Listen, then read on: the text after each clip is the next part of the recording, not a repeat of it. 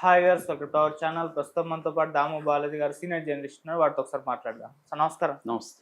Sir, వివేక కేసులో నిందితుడిగా ఒకప్పుడున్న and ఇప్పుడు సాక్షిగా ఉన్న దస్తగిరి ప్రెస్ మీట్ పెట్టి నన్ను చంపేస్తారేమో అంటూ భయపడి ప్రెస్ మీట్ పెట్టి మాట్లాడడం చూస్తున్నాం సార్. అసలు ఏం జరిగింది? ఎందుకు ఈ విధంగా ఆయన వ్యవహరిస్తున్నాడు? ఎవరు చంపే అవకాశం ఉంది? మరి మీరేం చెప్తారు సార్ దీనికి సంబంధించి? దస్తగిరి ఎప్పటికప్పుడు పబ్లిసిటీలో ఉండాలనుకుంటాడు అనేది నా అభిప్రాయం. ఎందుకంటే నేను గత 2 ఏళ్ల నుంచి అతన్ని క్లోజ్గా అబ్జర్వ్ చేస్తున్నా.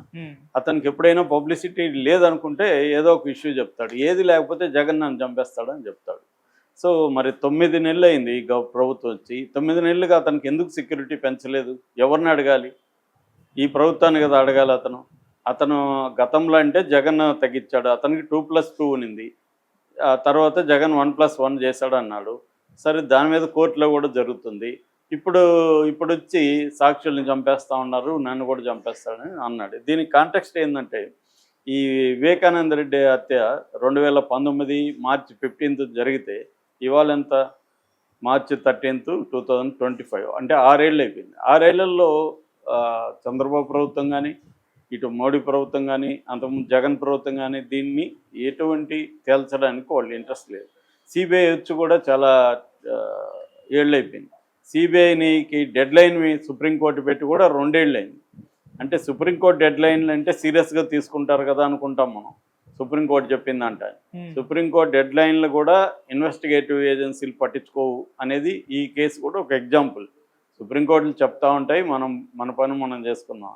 అంటే ఇక్కడ మొత్తంగా కూడా ఇండియాలో ఏంటంటే క్రిమినల్ జస్టిస్ సిస్టమ్ అనేది పొలిటికల్ సిస్టమ్కి లోబడే ఉంటుంది. Final authority political system. దాని వెనుకున్న బడా పెట్టుబడిదారులు, కంపెనీలు, వీళ్ళు ఇన్ఫ్లుయెన్స్ చేయడం పాలసీలని, దీనికి అనుగుణంగా ఉంటుంది తప్ప వేరే రకంగా ఉండదు. సో వాళ్ళ పొలిటికల్ ఇంట్రెస్ట్లను బట్టి కేసులు పెట్టడం కానీ, కేసుల్ని డిస్పోజ్ చేయడం కానీ, కేసుల్ని అలాగా పెండింగ్లో ఉంచడం కానీ, ఇవన్నీ నేషనల్ లెవెల్లో వాళ్ళ పార్టీ, ఏ పార్టీ ఉంటే ఆ పార్టీ వాళ్ళ పొలిటికల్ ఇంట్రెస్ట్లను బట్టే జరుగుతుంటుంది తప్ప ఇండిపెండెంట్ ఫ్రీ జ్యుడిషియల్ సిస్టమ్ అనేది ఇండియాలో లేదు. ఆచరణలో రికార్డ్స్లో ఉంటుంది, థియరీలో ఉంటుంది తప్ప ఆచరణలో కనబడదు. ఇది దీనికి ఎగ్జాంపుల్.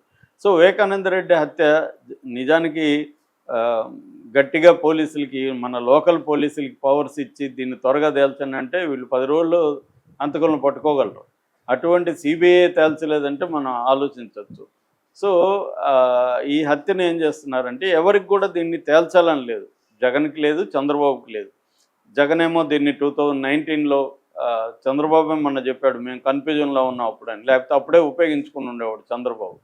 కానీ చంద్రబాబు కన్ఫ్యూజన్ నుండి జగన్ తొందరగా ఉపయోగించుకోగలిగాడు. దానికి ఇంకొక కారణం ఏమంటే, ఈ వివేకానంద రెడ్డి కూతురు సునీత జగన్కి సపోర్ట్ చేసి చంద్రబాబు వాళ్ళే చంపించారని చెప్పడం వల్ల జగన్కి బలం చేకూరుతుంది. జగన్ ఇమ్మీడియట్గా ఆయన నారాసుర రక్తచత్రను బుక్ చేసి మా బాబాయిని చంపేశారు అని 2019 ఎన్నికల్లో దాన్ని ఉపయోగించుకున్నాడు.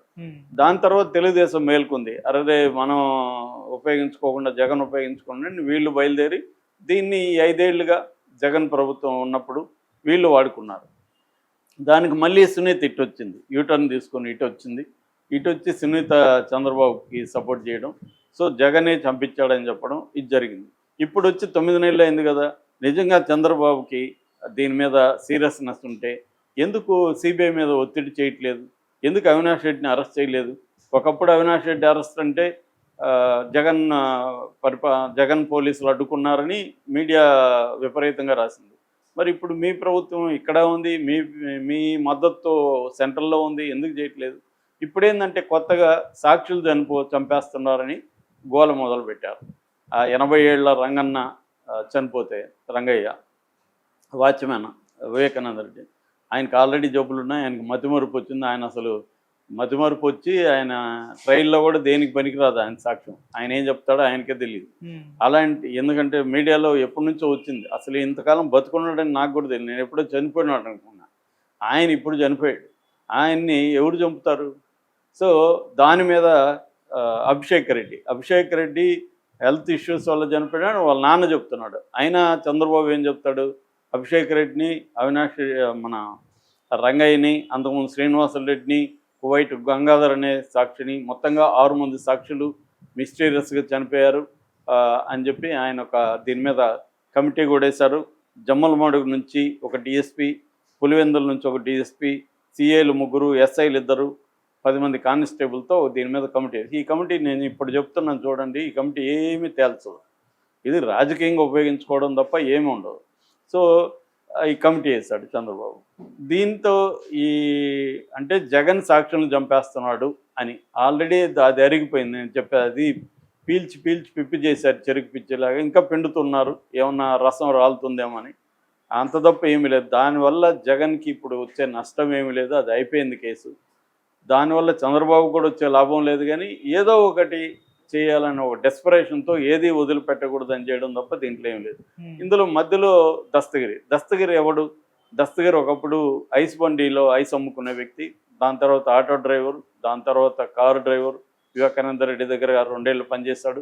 వివేకానంద రెడ్డికి ఇతనికి పడలేదు, ఇతను తీసేశాడు. అప్పటి నుంచి వివేకానంద రెడ్డి మీద కక్ష పెట్టుకున్నాడు, రౌడీ ఎలిమెంట్గా మారిపోయాడు. ఈ లోపల వివేకానంద రెడ్డి కేసులో ఎర్రగంగిరెడ్డి, సునీల్ యాదవ్, ఉమాశంకర్ రెడ్డి, దేవినేని శివశంకర్ రెడ్డి, తర్వాత గజ్జల ఉదయ్ కుమార్ రెడ్డి, భాస్కర్ రెడ్డి, అవినాష్ రెడ్డి, వీళ్ళు ముద్దాయిలు. ఈ ముద్దాయిల్లో 4వ ముద్దాయి దస్తగిరి. యాక్చువల్గా ఇతను ₹1,00,00,000కో ఎంతకో డబ్బులు ఇస్తే నేను చంపేస్తాను, చంపడానికి నేను వస్తాను అని చెప్పి కిరాయి హంతకుడు ఇతను. డబ్బులు తీసుకొని ఆల్రెడీ 75 లక్షలు ఎంతో 5 కోట్లు 75 లక్షలు ముందు తీసుకున్నాడు. 5 కోట్ల ఒప్పందం అని అతను చెప్తున్నదే. సో 5 కోట్ల డబ్బుల కోసం తన పనిచేసిన తన ఓనర్ని చంపడానికి సిద్ధమైన ఒక కిరాయి హంతకుడు ఈ దస్తగిరి. అటువంటి వ్యక్తి అప్రూవర్గా మారిపోయాడు. అప్రూవర్ మారితే సాక్షిగా పరిగణించమని సిబిఐ కోర్టులో వేసింది. సాక్షిగా పరిగణిస్తానని సిబిఐ కోర్టు చెప్పింది. దాన్ని వ్యతిరేకిస్తూ హైకోర్టుకి వెళ్ళారు. ఇతను ఒక దారుణంగా డబ్బులు తీసుకొని హత్య చేస్తే ఇతను ఇప్పుడు ఎట్లా సాక్షిగా మారిపోతాడు అని కోర్టు ఇప్పుడు తేల్చాలి. కోర్టు ఇంకా తేల్చలేదు కాబట్టి ఇతను సాక్ష్య నిందితుడా అనేది ఇంకా తేలలేదు. అట్లా ఊగిసలాడుతున్నాడు. ఈ వ్యక్తి వచ్చి ఇప్పుడు నన్ను జగన్ చంపేస్తాడని మొదలుపెట్టాడు, డ్రామా మొదలుపెట్టాడు. అప్పుడప్పుడు ఇతను ఇదే డ్రామా మీరు కానీ చూస్తా అనేక సార్లు ఇదే డ్రామా చేస్తుంటాడు. ఎస్పీ దగ్గరికి వెళ్తాడు, నన్ను జగన్ చంపేస్తే నా ప్రాణాలకు భయం ఉందని అప్పుడప్పుడు పెడుతుంటాడు. ఇతనికి అసలు సెక్యూరిటీ ఎందుకు ఇవ్వాలంటే ఇతను పంచాయతీలు చేస్తాడు. సెక్యూరిటీని తీసుకుపోయి వీళ్ళ గన్మెన్ ఉంటారు కాబట్టి వీళ్ళని తీసుకుపోయి బెదిరించడం. ఒకప్పుడు ఇతనికి 6-7 మంది గన్మెన్లు ఉండేవాడు, వాళ్ళని తీసుకుపోయి బెదిరించడం. పంచాయతీలు చేస్తుంటే తగ్గించారు. దాంతో ఇప్పుడు 9 నెలలు అయింది కదా, మరి చంద్రబాబు ఎందుకు పెంచట్లేదు? రేపొద్దున కొంతమంది చెప్పేదేమంటే తెలుగుదేశం వాళ్ళే ఇతను చంపేసి జగన్ మీద పెట్టి దీన్ని ఎలక్షన్ కోసం వాడుకుంటారు, ఆ ప్రమాదం కూడా ఇతనికి ఉంది అనేది కూడా ఒక వెర్షన్. ఎందుకంటే రాజకీయాల్లో ఏమన్నా జరగచ్చు కదా. సో ఆ రకంగా ఇతనికైతే భద్రతకైతే మాత్రం ఖచ్చితంగా టెన్షన్ అయితే ఇతనికి ఉంటుంది. ఎందుకంటే అతనికి కూడా తెలుసు మనల్ని ఎవరు చంపుతారో తెలియదు, దేనికి రాజకీయంగా వాడుకుంటారో తెలియదని.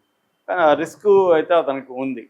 అది జగన్తో ఉందా చంద్రబాబుతో ఉందా అని చెప్పలేం, కానీ రిస్క్ అయితే అతనికి ఉంటుంది. ఎందుకంటే ఈ రాజకీయ దీంట్లో ఇతను ఒక పావుగా, చదరంగంలో ఒక పావుగా ఎవరైనా వాడుకునే అవకాశం ఉంది.